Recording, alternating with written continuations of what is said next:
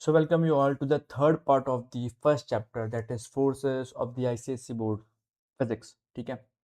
In the first two chapters, in the first two parts, we have discussed about translation motion, rotational motion. Then we have discussed about torque, movement of forces, and what are clockwise movements, what are anti-clockwise movements, right? And what is equilibrium, linear equilibrium, static equilibrium, all that stuff हमने already पहले पढ़ लिया है. ठीक है. अब इस particular part में हम एक लास्ट में बचा हुआ सा एक थियोरेटिकल कॉन्सेप्ट है that is centre of mass, वो कंप्लीट करते हैं. And then in the fourth part of the video of the chapter we will be solving all the numericals in single video, right? So let's first discuss what is centre of mass. तो देखो, centre of mass अगर how will you define centre of mass? Centre of mass क्या होता है कि if you take any object, let's say this is my mouse pad, right? This is my mouse pad. तो centre of mass of this mouse pad, एक point होगा इस mouse pad के ऊपर, एक पॉइंट होगा जिसपे सारा मास कॉन्सेंट्रेटेड हो जाएगा. सारा मास क्या होगा? कॉन्सेंट्रेटेड. जैसे I can find a single point on the mouse pad. जब इसको मैं किसी सिंगल पॉइंट के ऊपर रखूंगा, then it will be balanced. So that point where whole mass of the mouse pad is concentrated will be called centre of mass. Centre of mass. उसकी definition क्या है? उसकी डेफिनेशन ये है कि centre of mass of a body is the point at which the entire mass of the body may be considered to be concentrated. It is not concentrated at single point, है ना? वो तो मुझे ही पता है कि मास स्प्रेड हो रखा है, लेकिन प्रैक्टिकल मैथमेटिकल पर्पसेस के लिए हम अज्यूम कर सकते हैं कि वो उस पॉइंट पे स्टेबल हो जाएगा. तो हम कह सकते हैं कि वो सारा मास उसका उस पॉइंट पर कॉन्सेंट्रेटेड है. For studying it's translation motion, क्योंकि हमें उसका ट्रांसलेशन मोशन पढ़ने में आसानी होगी अगर मेरे पास एक पॉइंट मिलेगा, क्योंकि फिर पॉइंट ऑब्जेक्ट हो जाएगा, हमें पूरे ऑब्जेक्ट के बारे में सोचना नहीं पड़ेगा. It depends only on distribution of mass and does not depend on gravity. वो सिर्फ मास डिस्ट्रीब्यूशन पे ही डिपेंड करता है, ग्रेविटी पे डिपेंड नहीं करता. अब मास डिस्ट्रीब्यूशन का क्या मतलब हुआ? मास डिस्ट्रीब्यूशन का क्या मतलब हुआ? अब तुम कोई भी ऑब्जेक्ट ले लो, जैसे मान लो तुमने एक डंबल लिया, ऐसे ऐसे एक डंबल लिया तुमने, यू एक डंबल लिया इस शेप का, ठीक है? अब ये डंबल है, इसमें एक साइड वेट है ना, और एक साइड वेट नहीं है, दूसरा साइड नहीं है.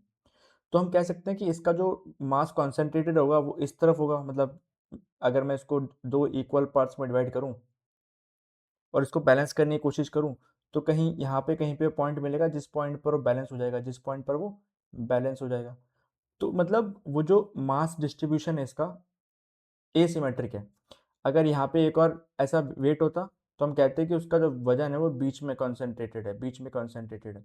लेकिन अभी ये वाला हिस्सा नहीं है, तो मास कहाँ शिफ्ट हो गया? भारी वाले हिस्से की तरफ. तो मास डिस्ट्रीब्यूशन अलग होने के कारण सेंटर ऑफ मास भी क्या होगा? अलग. सेंटर ऑफ मास भी क्या होगा? अलग. अब इसका एक्सप्लेनेशन क्या है? Every object consist of millions of particles. हर एक ऑब्जेक्ट में मिलियंस ऑफ पार्टिकल्स है. Instead of studying the motion of every particle separately, we imagine that the entire mass is concentrated at a single point. तो problem के complication को कम करने के लिए हम एक पॉइंट मान लेते हैं ऑब्जेक्ट के अंदर, जहां पर उस ऑब्जेक्ट का सारा मास कॉन्सेंट्रेटेड हो. This point is called centre of mass. For example, एक यूनिफॉर्म स्फेयर है, उसका सेंटर ऑफ मास का होगा उसके ज्योमेट्रिक सेंटर पर. एक यूनिफॉर्म क्यूब है, उसका सेंटर ऑफ मास उसके सेंटर पर ही होगा. A uniform rod, centre of mass at its midpoint. तो in the next slide I have prepared a slide जहाँ पे मैं बता रहा हूँ कि व्हाट इज ज्योमेट्रिक सेंटर. और ज्योमेट्रिक सेंटर मतलब ये किसी भी रेगुलर ऑब्जेक्ट का बीच का पॉइंट, मिड पॉइंट, ठीक है, सिमेट्रिक पॉइंट, जो उसको दो अलग अलग इक्वल पार्ट्स में डिवाइड करता है. अब what are the characteristics of centre of mass? ये डिपेंड करता है only on mass distribution and not on gravity. वो ग्रेविटी पर डिपेंड नहीं करता, किस पर डिपेंड करता है? मास डिस्ट्रीब्यूशन पे. Independent of gravitational field, obviously independent of gravitational field. That centre of mass can lie inside और आउटसाइड द बॉडी. तो ऐसा कंपल्शन नहीं है कि सेंटर ऑफ मास बॉडी के अंदर ही लाई करे. वो बॉडी के बाहर भी लाई कर सकता है. It remains fixed relative to the body if its shape does not change. It is fixed.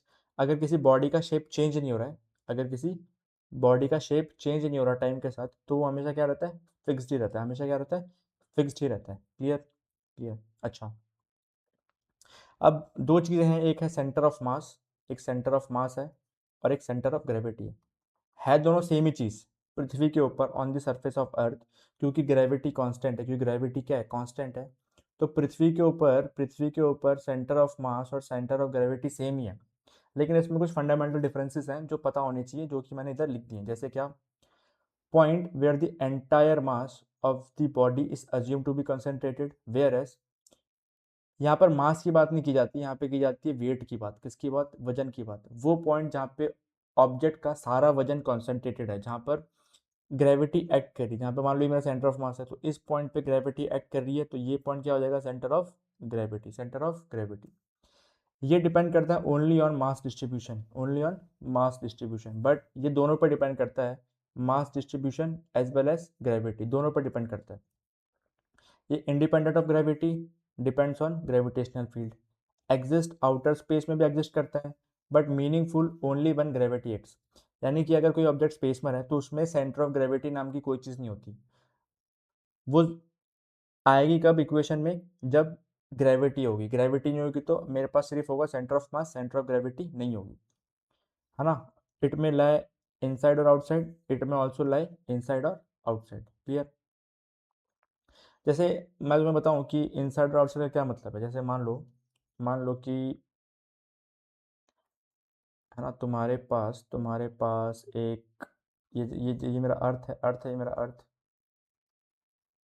और ये मेरा मून, और ये मेरा मून। तो सोचो कि जो सेंटर ऑफ मास है इस पूरे सिस्टम का सेंटर ऑफ मास सन अर्थ के आसपास होगा, अर्थ के आसपास। इस पूरे सिस्टम का जो सेंटर ऑफ मास है वो अर्थ के आसपास है, लेकिन हो सकता है कि अर्थ के अंदर हो, हो सकता है अर्थ के बाहर हो, डिपेंडिंग ऑन कि उसके पास, अर्थ के पास मून है या कोई और एस्ट्रॉयड है, कुछ भी हो सकता है, राइट। तो ये जो सेंटर ऑफ मास है, ऐसा ज़रूरी नहीं है कि ऑब्जेक्ट के अंदर ही हो, वो ऑब्जेक्ट के बाहर भी हो सकता है। ठीक है। जैसे यहाँ पर एक इंपॉर्टेंट चीज़ है to note, on Earth's surface, the center of mass and center of gravity coincide. This is an important point. This is an important point because gravitational field is practically uniform. तो on surface of earth centre of मास और centre of gravity क्या है, same ही, एक तरीके से same कह सकते हैं। ठीक है। अब आते हैं कि अगर मेरे पास कोई रेगुलर ऑब्जेक्ट हो, क्यूब हो, क्यूबॉइड हो, स्फेयर हो, कोई रॉड हो, सिमेट्रिक ऑब्जेक्ट हो ना, सिमेट्रिक, तो हम उसका सेंटर ऑफ ग्रेविटी कैसे फाइंड करेंगे। जैसे यहाँ पर देखो, जैसे मान लो मेरे पास एक यूनिफॉर्म रॉड है, उसकी सेंटर ऑफ ग्रेविटी क्या है, उसकी मिड पॉइंट है, मिड पॉइंट पर ये इसका क्या हो गया, ज्योमेट्रिक सेंटर, क्या हो गया,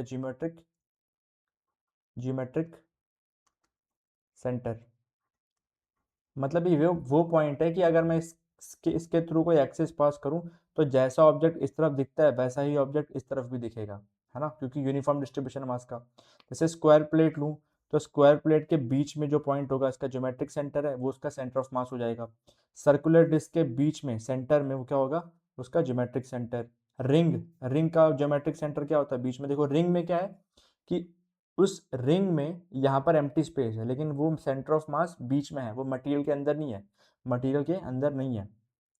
जैसे सॉलिड स्फेयर है, उसका बीच में है।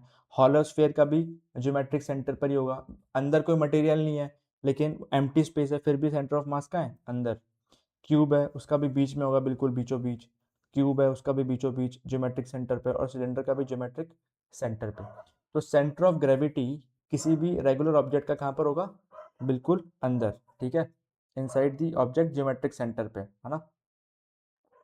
ना हम देखते हैं कि अगर मेरे पास इरेगुलर ऑब्जेक्ट हो, तो मैं इस इरेगुलर ऑब्जेक्ट का सेंटर ऑफ ग्रेविटी कैसे निकाल सकता हूँ। जैसे मेरे पास ये इरेगुलर ऑब्जेक्ट है, ठीक है, तो मैंने किया क्या, उसका प्रोसेस क्या है, प्रोसेस ये है कि fix a nail in the wall and suspend the cup board. जैसे मान लो ये मेरा कार्डबोर्ड है, ये मेरा क्या है, ये मेरा कार्डबोर्ड है, ये मेरा क्या है, कार्डबोर्ड। ये कोई भी ऑब्जेक्ट है, कार्डबोर्ड लिया मैंने अभी, कार्डबोर्ड है, और मैंने इसके कॉर्नर्स पे ना होल्स कर दिए। मेरा पहला होल, ये मेरा दूसरा होल, ये मेरा तीसरा होल, इसकी बाउंड्रीज पे क्या कर दिया मैंने, होल्स कर दिए। क्या कर दिए, होल्स कर दिए। तो मैंने एक धागा लिया, मैंने एक स्ट्रिंग ली, मैंने एक स्ट्रिंग ली, उसको 1 से बांध दिया, 1 से बांध दिया और उसको लटका दिया, उसको लटका दिया। तो ये जो स्ट्रेट लाइन बन रही होगी, जो स्ट्रेट लाइन बन रही होगी, इसको हम बोलेंगे प्लम लाइन, उसको हम क्या बोलेंगे, प्लम लाइन। अब मैंने क्या किया, फर्स्ट फर्स्ट जो पॉइंट था उसको मैंने फिक्स किया, धागे से बांधा और लटका दिया, तो मुझे मिली पहली प्लम लाइन। अब मैं क्या करूँगा, इस पॉइंट को पॉइंट 1 की जगह पर ले आऊँगा, स्ट्रिंग से बांध दूंगा और स्ट्रिंग से बांध दूंगा, तो मुझे ये प्लम लाइन दूसरी मिलेगी, ये मेरी प्लम लाइन दूसरी वाली। जब मैंने पॉइंट 2 को बांध दिया स्ट्रिंग के साथ और लटका दिया, तो मुझे दूसरी प्लम लाइन मिलेगी।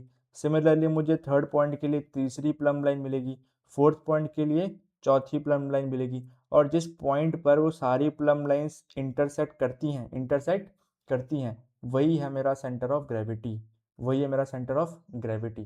सो this is the process to find centre of gravity of an irregular object. Irregular, regular का तो मुझे पता है, अभी ज्योमेट्रिक सेंटर होता है, बट इर्रेगुलर के लिए ये प्रोसेस होता है to find centre of gravity, to find centre of gravity.